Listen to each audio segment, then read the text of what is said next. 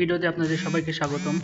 তো আমাকে অনেকে কোশ্চেন করছেন ভাই ক্রোয়েশিয়াতে কত টাকা লাগে, ক্রোয়েশিয়া বাংলাদেশ থেকে ভিসা প্রসেসিং হয় কিনা। তো আজকে সব কিছু মিলে আলোচনা করব যে কত টাকা লাগে, কীভাবে যাইতে হয় বাংলাদেশ থেকে। তো ক্রোয়েশিয়া অনেকেই ভিসা করে অনেকেই যেতে যান ক্রোয়েশিয়াতে। ক্রোয়েশিয়াতে খুব কম খরচে ইউরোপের সবচেয়ে কম খরচে যাওয়া যায় যত দেশ আছে তার মধ্যে।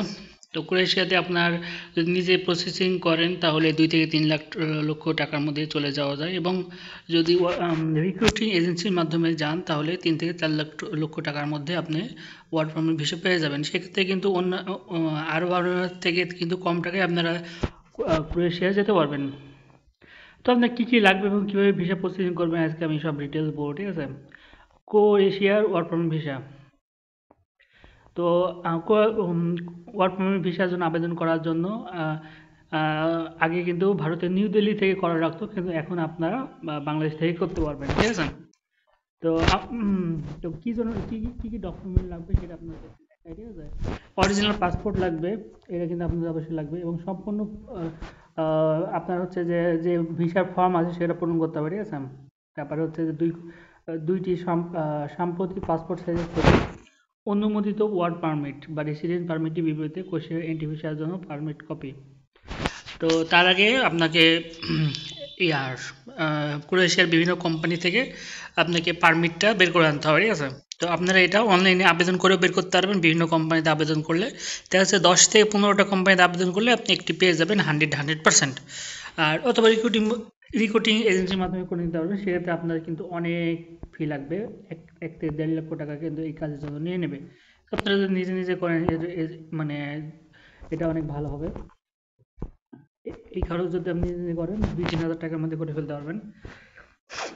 ক্রোয়েশিয়ার পৌঁছানোর দিন থেকে কমপক্ষে 30 দিন বা তার বেশি সময়ের জন্য ভ্রমণ বিমা ইউরো 30,000 সমতুল্য সমবেত বিমা অর্থ আপনার হচ্ছে যে ইয়েতে দেওয়া থাকবে, মানে হচ্ছে আপনার ইয়াতে ব্যাংকে এটা দেখানো লাগবে।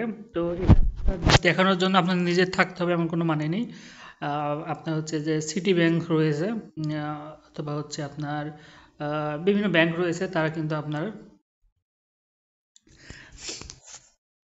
এটা এটা হচ্ছে সেসব ব্যাংক কিন্তু আপনাকে দেখাই দেবে, বিনিময়ে হয়তো 30 থেকে 40 বা 50,000 টাকা নেবে। তারপরে হচ্ছে আপনার ট্রাভেল এজেন্ট বা আমন্ত্রণকারীর কাছ থেকে ফ্লাইট রিজার্ভেশন টিকিট কপি, ঠিক আছে। তো এটা আপনার টিকিট দেখানো লাগবে আর কি, ঠিক আছে। তো ভিসা প্রসেসিং সময় কত লাগে, ঠিক আছে। তো প্রসেসিং সময় সাধারণত ডকুমেন্ট এবং প্রোফাইলের উপর নির্ভর করে। আবেদন করা থেকে শুরু করে ঢাকা দিলে, এখন তো দিল্লি দেওয়া লাগবে না, আমাদের ইয়া থেকে করতে পারবেন, ঠিক আছে। তো এই ছিল আপনার তো খুবই ইজি একটা প্রসেস। আপনাকে প্রথমে বের করে নিতে হবে, ওর নাম কি, আপনার যে কাজের যে পারমিশন সেটা বের করে দিতে হবে বিভিন্ন জায়গায় অ্যাপ্লাই করে, অথবা রিক্রুটিং এজেন্সির মাধ্যমে আপনারা অ্যাপ্লাই করে নিতে পারেন, ঠিক আছে।